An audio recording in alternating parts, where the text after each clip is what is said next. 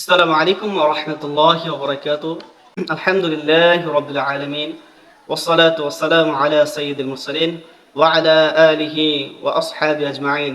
أما بعد أعوذ بالله من الشيطان الرجيم. بسم الله الرحمن الرحيم. সম্মানিত ভিউয়ার্স, আজকে আমরা জানবো ইতিকাফ সম্পর্কে।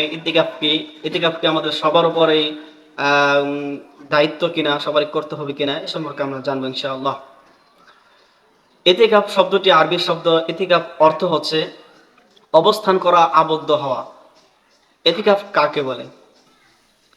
ইবাদতের উদ্দেশ্যে ইতিকাফের নিয়তে নির্দিষ্ট দিনে নির্দিষ্ট সময়ের জন্য অবস্থান করাকেই ইতিকাফ বলা হয়। ইতিকাফ কি? ইতিকাফ হলো কোনো এক জায়গায় অবস্থান করা। ইতিকাফ কি সবার করতে হবে কিনা? ইতিকাফের হুকুম হচ্ছে সুন্নত মুআক্কাদায়ে কিফায়া। যদি মহল্লার মধ্যে যদি কেউ আদায় করে বা কোনো একজন আদায় করে, সকলেরই আদায় হয়ে যাবে। যদি কেউই আদায় না করে তাহলে প্রত্যেকেই গুনাহগার হবে। আবার যে ব্যক্তি আদায় করবে শুধু সেই সওয়াব পাবে, অন্য কেউ সওয়াব পাবে না। তো ইতিকাফ কবে থেকে কখন থেকে কতক্ষণ পর্যন্ত করতে হবে বা কয়দিন করতে হবে, নবী রাসূলুল্লাহ সাল্লাল্লাহু আলাইহি ওয়াসাল্লাম কবে ইতিকাফ করেছেন, এ বিষয়ে হাদিসে কি বলে এটা আমরা জানবো ইনশাআল্লাহ। ইতিকাফের সময় হচ্ছে 20 রমজানের দিনে সূর্য অস্ত যাওয়ার পূর্ব থেকে ঈদের চাঁদ দেখা পর্যন্ত, অর্থাৎ ঈদের চাঁদ যতদিন পর্যন্ত দেখা না যাবে ততদিন পর্যন্ত অবস্থান করাকে, কোনো স্থানে বা মসজিদে অবস্থান করাকে ইতিকাফ বলা হয়।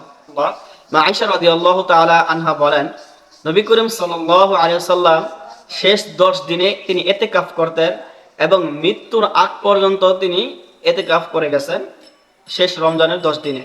সুবহানাল্লাহ। দেখুন, মা আয়েশা রাদিয়াল্লাহু তাআলা আনহা তিনি আরো বলেন, তিনি শেষ দশকে ইতিকাফ করতেন মসজিদে, এবং আমরা অর্থাৎ নবী করিম সাল্লাল্লাহু আলাইহি ওয়াসাল্লাম স্ত্রী যারা আমরা আছি, আমরা কি করতাম? মসজিদের বাহিরে অর্থাৎ বাড়িতে ইতিকাফ করতাম। দেখুন, আমরা যেটা অনেকে মনে করি যে শুধু ইতিকাফ হয়তো পুরুষেরাই করবে বা পুরুষদের উপরে হুকুম আছে সুন্নতে মুআক্কাদা শুধু, কিন্তু আমাদের ধারণাটা ভুল। আমাদের সমাজে দেখা যায় মহিলারা ইতিকাফ করে না বললেই চলে, বা এটা মহিলা জানে কিনা তাও একটা ব্যাপার স্যাপার এখানে আছে।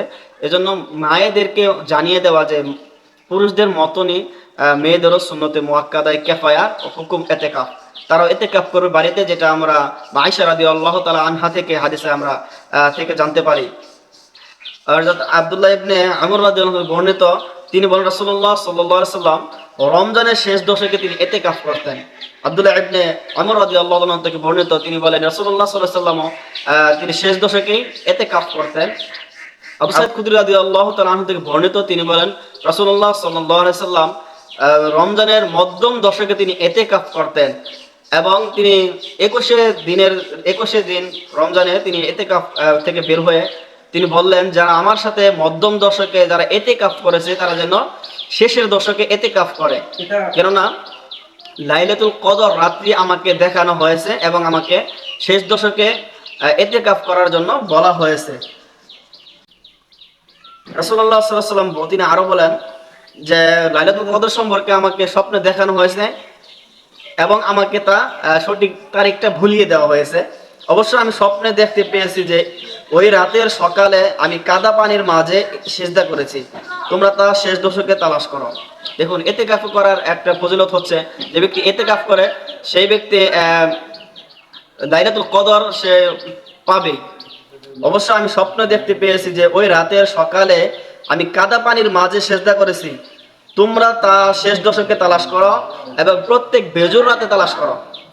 শেষ দশকে প্রত্যেক বেজুর রাত্রিতে রাসূলুল্লাহ সাল্লাল্লাহু আলাইহি ওয়াসাল্লাম লাইলাতুল কদরকে তালাশ করতে বলেছে। পরে এই রাতে আকাশ হতে বৃষ্টি বর্ষিত হয়। মসজিদের ছাদ ছিল খেজুরের পাতা ছাউনির, ফলে মসজিদে টপ টপ করে বৃষ্টি পড়তে লাগলো।